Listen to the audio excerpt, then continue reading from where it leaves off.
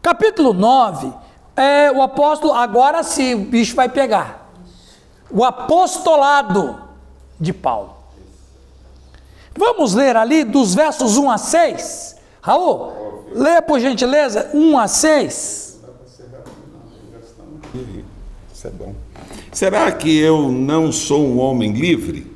Por acaso não sou um apóstolo? Será que eu não vi Jesus, o nosso Senhor? Por acaso vocês não são o resultado do trabalho que faço para o Senhor? Mesmo que os outros não me aceitem como apóstolo, vocês me aceitam. Vocês mesmo, pelo fato de estarem unidos com o Senhor, são a prova de que eu sou um apóstolo. Quando as pessoas me criticam, eu me defendo dizendo assim: será que eu não tenho o direito de receber comida e bebida pelo trabalho? Será que nas minhas viagens eu não tenho o direito de levar comigo uma esposa cristã, como fazem outros apóstolos, os irmãos do Senhor Jesus e também Pedro? Ou será que Barnabé e eu somos os únicos que temos de trabalhar para nos sustentar? Aqui nós encontramos uma dificuldade que o apóstolo tem com a igreja em Corinto, que é exatamente algumas pessoas, principalmente os de Pedro. Tinha a turma dos de Pedro. Tinham 4 igrejas dentro de uma igreja só. Né? Tinham 4 igrejas dentro de uma igreja só.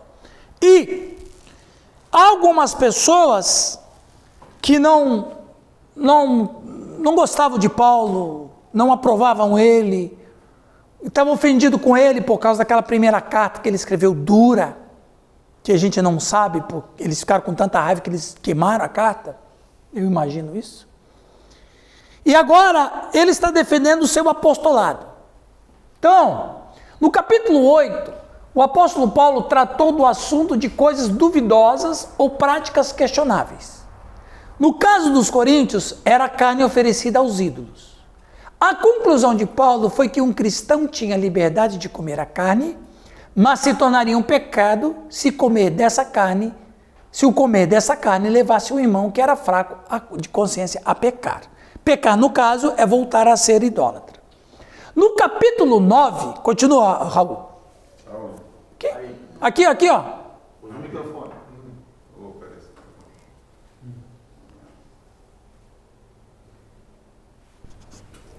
No capítulo 9, o apóstolo parece responder algumas objeções contra si mesmo. Agora ele vai responder objeções contra a pessoa dele. Ele afirma sua missão e autoridade apostólica e dá seu êxito entre eles como testemunha disso. Paulo começa uma defesa do seu apostolado. Primeiro, ele aponta para o fato de ter levado o evangelho aos crentes coríntios. Eles não existiriam como uma igreja sem ele. A igreja de Corinto não queria dar dinheiro para Paulo porque, diziam eles, Paulo não era um apóstolo. Os críticos em Coríntios estavam investigando Paulo com olhos aguçados para encontrar falhas. Quantas vezes o pastor está sobre a luneta do crítico? Não é verdade? E a mulher do pastor, então? Exato. Aliás, ela nem nome tem, né? Então veja bem, gente. Agora, os problemas não são mais locais. Nesse aspecto, nessa parte do texto. Agora, são os problemas pessoais de Paulo. Então, tem uma turma que eu acredito que era a turma de Pedro, que não estava aceitando o apóstolo Paulo, e que estava dizendo o seguinte: você nem merece dinheiro porque você não é apóstolo. Por que eles falaram isso? Tem alguma razão?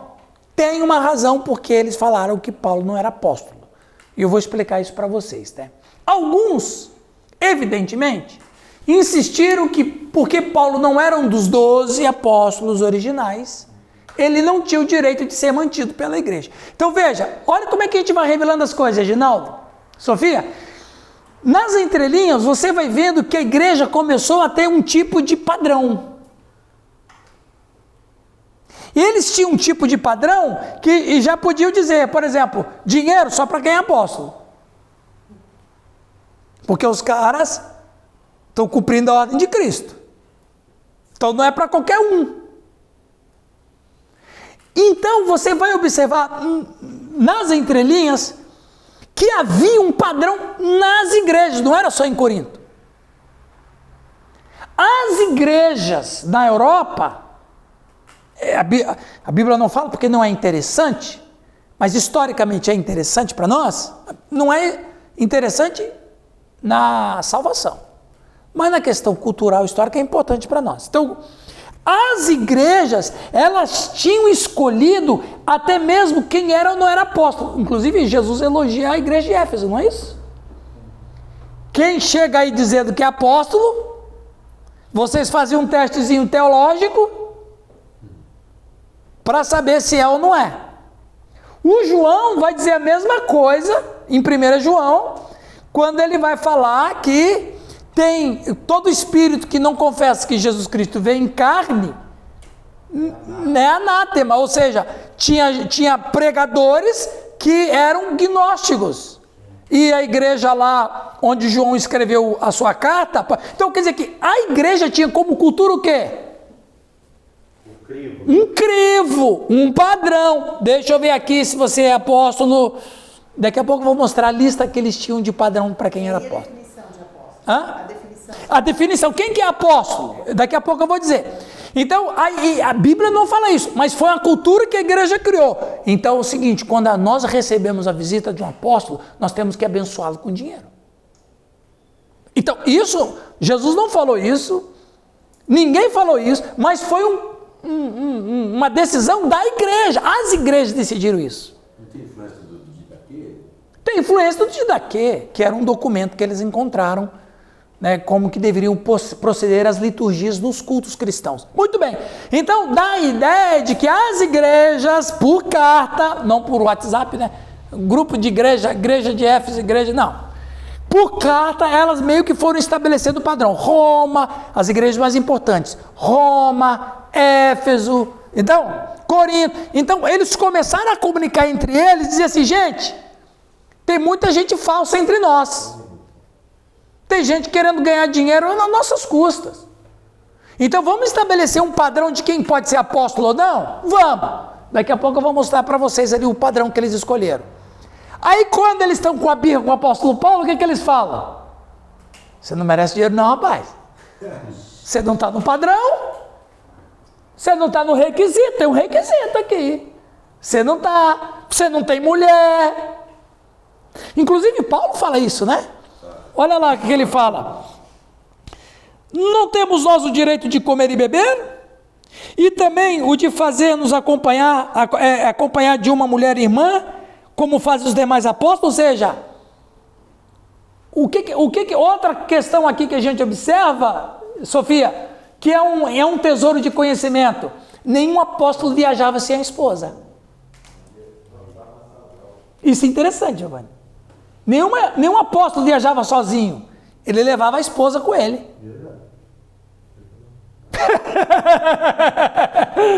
É por isso que eu levo a José para onde eu vou, né? As mochilas. Então veja. Mas quem foi que decidiu isso? Foram as igrejas. O apóstolo vai vir aqui, nós queremos que ele venha com a esposa. E eles patrocinavam a viagem dos apóstolos. E ainda dava o dinheiro para os caras. Aí como eles estão em birra com o apóstolo Paulo, falaram, você não tem esposa. E você nem andou com Jesus. Você não é apóstolo. Opa!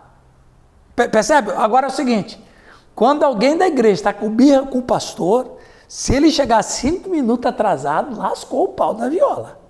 Que o demônio do irmão está lá, né? Olha lá, pastor.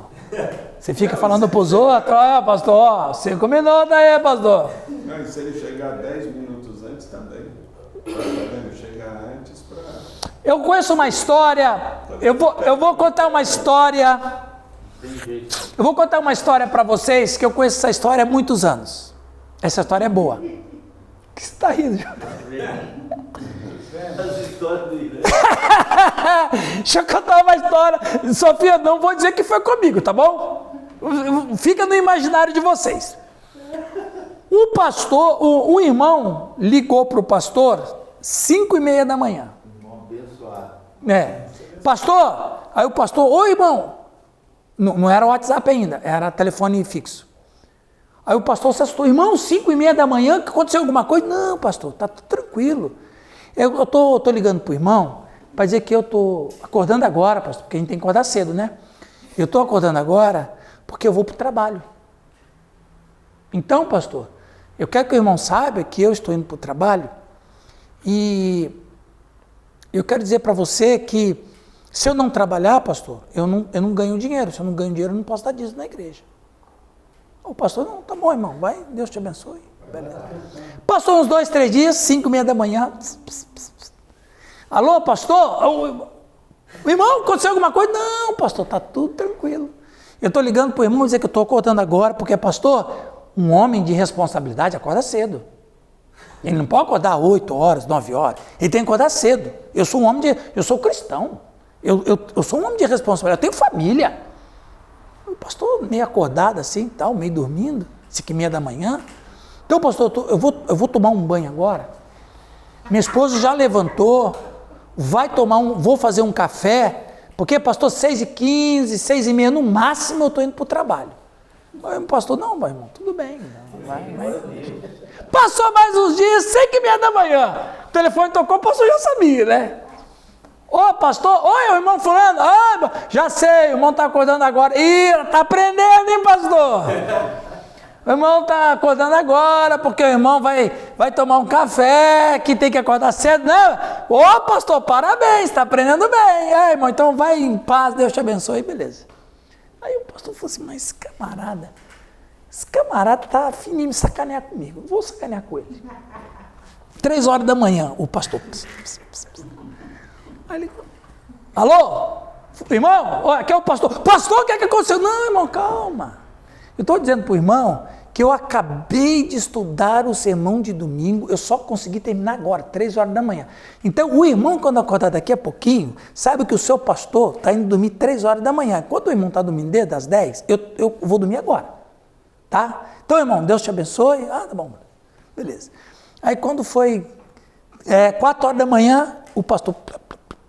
Alô, irmão, pastor, aconteceu alguma coisa? Não, irmão, fica tranquilo. Eu estou vindo de uma visita agora, de um casal que estava em crise. Eu cheguei lá na casa do casal, 9 horas da noite. Eu consegui só chegar agora em casa. Deu uma crise violenta. Mas graças a Deus, irmão, vai orando pelo irmão e irmão lá. Está tudo em paz. Eu estou ligando para o irmão para dizer que eu estou indo dormir agora, viu, irmão? Quando você acordar daqui a pouquinho, sabe que o seu pastor já trabalhou e beleza. Aí, um dia comum qualquer, uma hora qualquer, o pastor ligou para o irmão. Oi, irmão, oi, pastor, tudo bom, irmão? Irmão, é o seguinte, amanhã você não trabalha, né? Não, mas você não quer fazer amanhã é sua folga? Você não quer fazer um negócio comigo amanhã? Ah, pastor, eu vou sim. Que hora que eu posso passar para casar? Pode passar às 6 horas da manhã, não tem problema nenhum. Então, 8 horas eu passo lá. Rapaz, aí naquele dia, eles foram no lugar, fizeram uma visita aqui, expulsaram um demônio ali. Aí, quando deu 1 hora da tarde, o irmão falou, pastor, 1 hora já está na hora da gente ir almoçar. Não, a missão não acabou ainda não. Nós temos que visitar no hospital agora. Mas pastor, 1 hora, mas você acha que eu almoço todo dia, meio-dia, 1 hora? Tem dia que eu nem almoço, irmão. Nós temos que ir lá no hospital agora. O pastor moeu ele, entregou ele 6 horas da tarde. Nunca mais! Ele ligou 5:30 da manhã para o pastor. Nunca mais! Porque o crítico é isso. Ele acha que o pastor não faz nada, que o pastor não trabalha. Você não é apóstolo, você nem esposa tem, nós não temos uma obrigação financeira. Aí Paulo também era meio carnalzão também, né? Eu sei, por isso que eu não dependo do dinheiro de vocês, eu faço tendas. Você vai... Ou não dizimam, ou dizimam com a intenção de manipular o pastor. Ou um ou outro. Pastor, Hã? eu pergunto assim, que hora que você levanta, pastor? A hora que faz necessário. É verdade. Faz necessário. Olha ali, gente. Embora Paulo e seus cooperadores tivessem o direito de comer, beber, casar e coletar fundos para sua obra de pregação do evangelho, eles não buscavam nenhuma dessas coisas. Falsos irmãos, olha ali, falsos irmãos questionaram seu apostolado E foram muitos dirigentes em diminuir seu caráter e afundar sua reputação. É exatamente isso que os críticos fazem, quando não é próprio pastor. Você tem 2, 3 pastores numa igreja.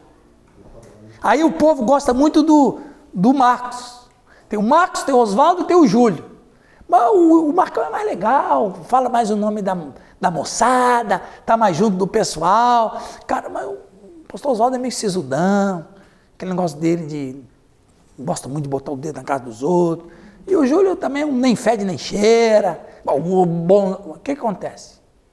Opa, tem que matar esse cara. Eu tenho que matar esse cara. Aí eu vou pegar ele, tem uma igreja, tal cidade, lá estão precisando de um pastor. Se for igreja episcopal, piorou. Se for igreja episcopal, piorou. Se for igreja que tem 5, 6 congregações, vai colocar esse pastor lá na torcida do Corinthians. Não é isso? Lá onde nem o diabo passa perto porque tem medo. Camisa verde ainda. Bola no mandilô. Né, Júlio? Vai lá pra água torta.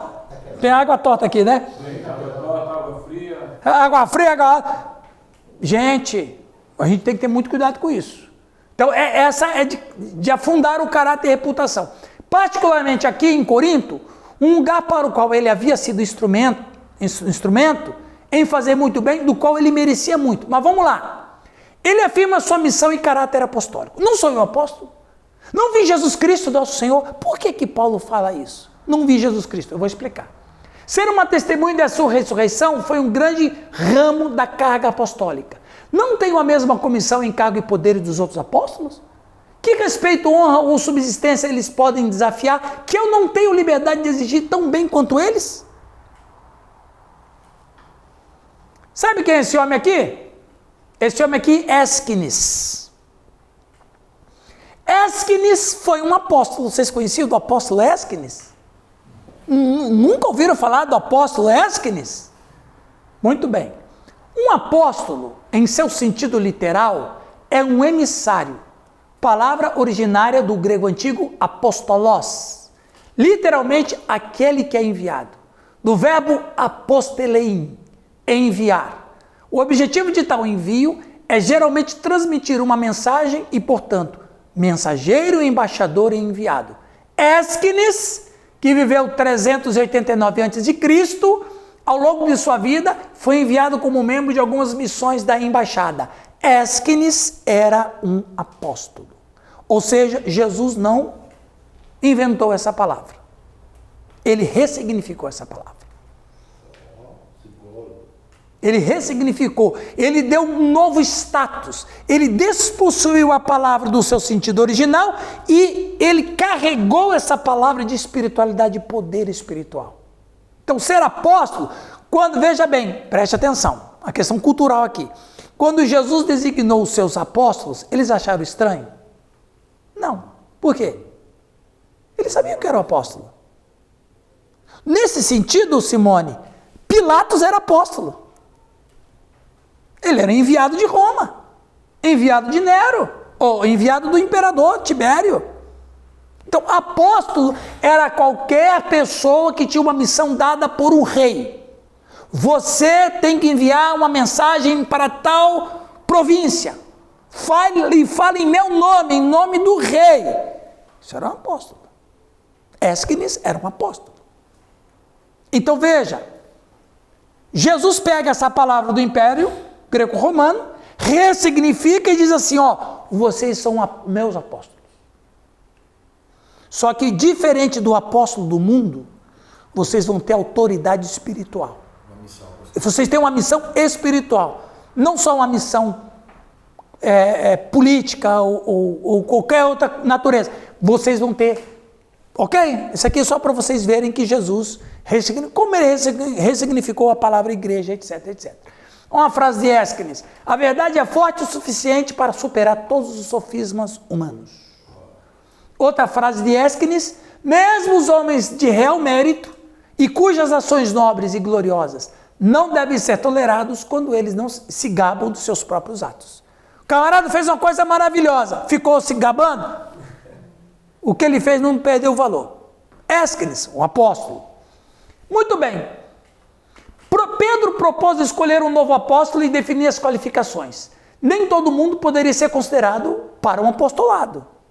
Quais eram as regras? Vamos lá, Raul, leia lá os requisitos. Isso não está na Bíblia, mas está registrado na história e a gente vai encontrando aqui e ali. Quais eram os requisitos para uma pessoa ser considerada apóstolo?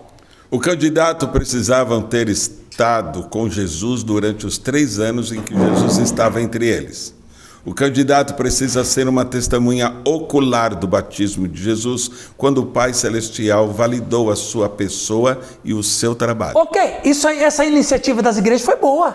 Não foi boa? Então, qual é o primeiro requisito para ser reconhecido apóstolo? Deve ter estado com Jesus 3 anos. Jesus deve ter ministrado sobre a vida dele 3 anos. Qual é outro requisito? Deveria ter visto o batismo de Jesus. Outro requisito. O candidato precisava ter ouvido os ensinamentos transformadores de Jesus e estado presente para ver suas curas e outros milagres. 4.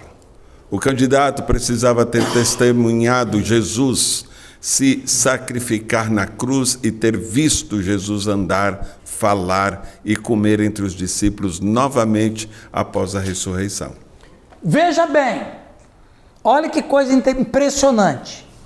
Por que Paulo foi um apóstolo? Porque ele cumpriu esses requisitos. Como? Ele vai dizer que quando Jesus, quem foi que evangelizou Paulo? Jesus. Onde? Caminho de Damasco. Então ele teve um encontro com Jesus. Segundo, quem ensinou o apóstolo Paulo? Quem foi o discipulador do apóstolo Paulo? Não, o discipulador. Não, o próprio Jesus. Ele ficou 3 anos no deserto da Arábia, sendo ministrado pelo próprio Jesus. Ele disse em testemunho que ele só foi conhecer Pedro anos depois, 3, 4 anos depois que ele tinha se convertido. Ele não conhecia Pedro. E dos apóstolos antes dele, ele só conheceu 2, Pedro e Tiago. Onde estavam os outros? Fazendo missões. Então, fisicamente, ele só conheceu 2. Aí, veja que interessante. Jesus Cristo ministrou para ele, Jesus Cristo evangelizou ele, Jesus Cristo deu para ele tudo que era necessário. Ou seja, não faltou nenhum ensino que Jesus Cristo tinha feito com os seus discípulos, apóstolos, que Paulo não teve. Ou seja, tudo o que Jesus ensinou para os 12, ele ensinou para Paulo, no deserto da Arábia. Como podemos considerar a ação de Barnabé na vida de Paulo? A ação de Barnabé era de amizade, era de colega, de parceiro. Mentoria. Aliás, o único cara que acreditou em Paulo foi Barnabé, porque nem Ananias acreditou. Aliás, Ananias ficou dando ideia para Deus. O senhor não sabe não o que esse homem tem feito? Como se Deus não soubesse. Não é verdade, Jesus? Ananias não falou? O Senhor falou assim, Ananias, o Saulo vai chegar aí na sua casa. O senhor perdeu a cabeça? Tá doidão? Esse homem aí está doidão, esse homem aí está com falsidade. Ele vai vir aqui, ele não converteu, mas rapaz, o Ananias desconfiou do próprio Deus. Então o único cara que acreditou na conversão dele, Barnabé. Barnabé que assumiu, falou, meu chapa, tá comigo. Você está doido, Barnabé? Eu acredito. Foi o único. Porque quando ele estava em Antioquia, né? Que ele precisava de um pastor para ajudar lá, falou, manda chamar Paulo, né? Isso, exatamente. Então veja, tudo que a igreja estabeleceu de crivo para ser um apóstolo, ele tinha. Né? Será que é por isso que a única igreja que ajudou Paulo foi Antioquia. Ele já tinha um começo lá, né? Aliás, ele estudou em Antioquia quando Gamaliel foi o mestre dele. Ele falou, né, ele falou assim, não preciso de ajuda de vocês não, porque a igreja de Antioquia já tem isso. Porque, então, muita gente em Antioquia conhecia ele quando ele era aluno de Gamaliel. Querendo ou não, o cara faz ponte de amizade. O cara perguntou se eu tinha teologia. Network. Ela perguntou se você tem teologia, você estuda, afinal, estou estudando os pés do Emanuel. Vamos aqui terminar. Mas o Senhor lhe disse: vai, porque este é para mim, falando para Ananias, vai, porque este é para mim o instrumento escolhido para levar meu nome perante os gentios e reis, bem como perante os filhos de Israel. E você sabe, e eu já falei isso aqui, acho que ano passado. Na verdade, quem era para fazer o que Paulo fez, era quem vão lá, me ajuda aí, o primeiro mártir cristão. Não, Estevão. Se você olhar bem, o Estevão era para ser o cara para fazer o que Paulo fez. Porque o Estevão tinha a mentalidade de Paulo. O Estevão foi o único cara que entendeu o que era a fé cristã. Pedro não entendeu, Tiago não entendeu, porque todo dia, 3 horas da tarde, eles iam para onde? Para orar onde? No templo. O Estevão foi o cara que fez a ruptura e falou assim: isso aí não pertence mais a nós. Deus não habita em santuários feitos por mãos humanas. Ora, por que os líderes judaicos não perseguiram Pedro, mas mataram Estevão? Porque, por mais que o Pedro estava com a heresia, ele não deixava de ir no templo. Ele se submetia ao sistema.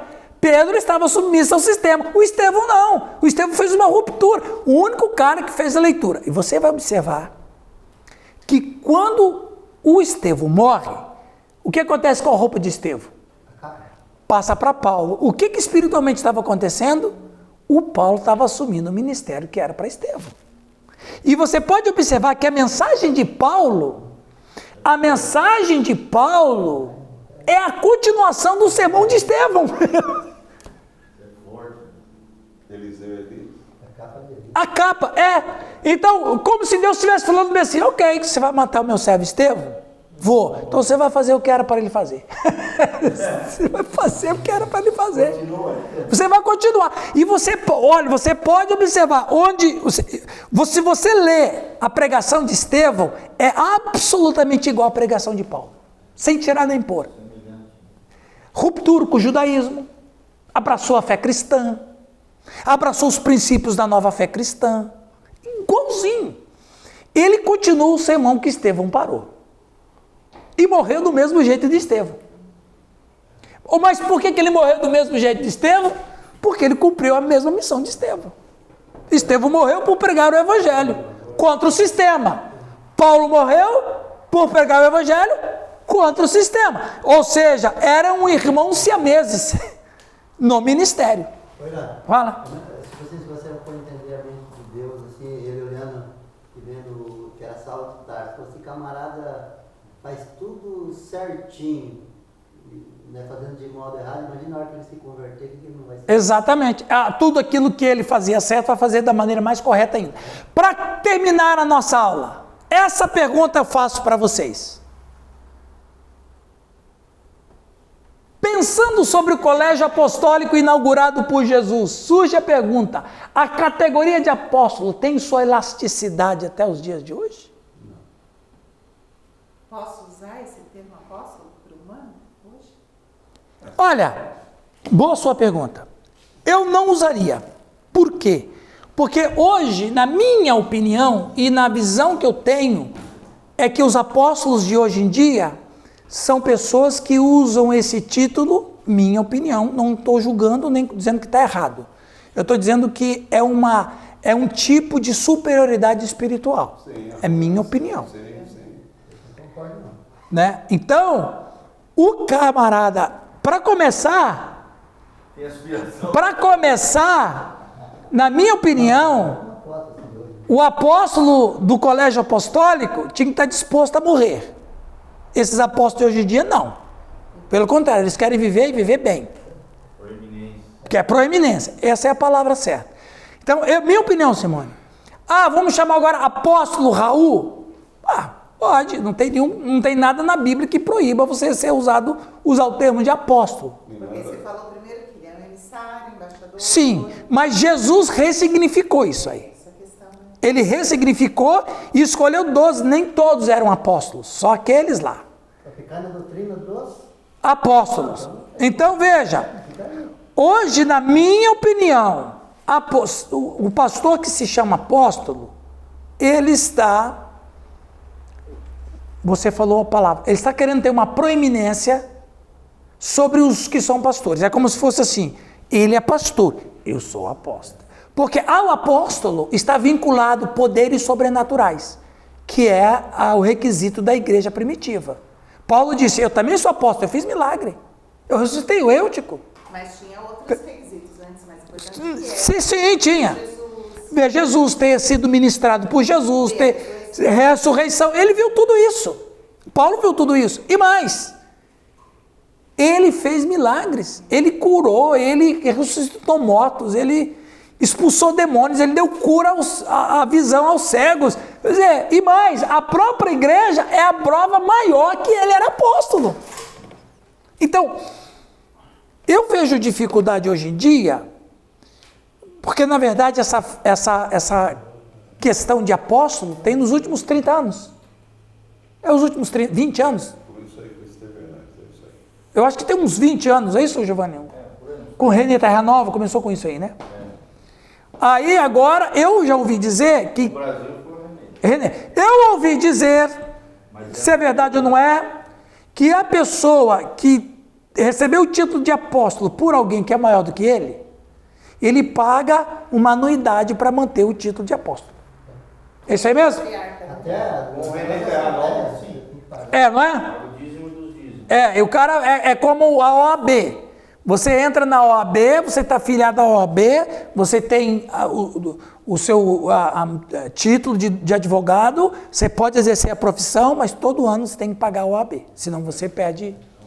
Mas o Tudo que tem preço não tem valor. Terra Nova, ele pegou um cargo que não existe, que é o patriarca. Exatamente.